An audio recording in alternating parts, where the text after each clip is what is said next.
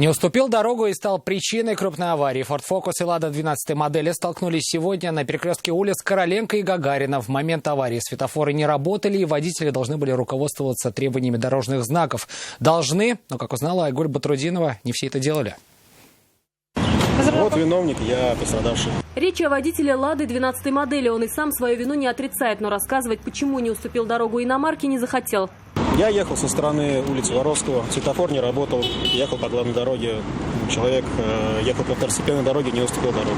В результате удара отечественную легковушку развернуло. Оба автомобиля получили серьезные повреждения. Чтобы покинуть место происшествия, им пришлось прибегнуть к услугам эвакуаторов.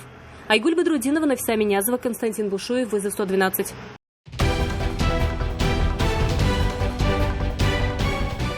Происшествия и аварии, трагедии, героизм спасателей и сила закона в программе «Вызов 112» на сайте tnv.ru и на YouTube-канале ТНВ. Подписывайтесь.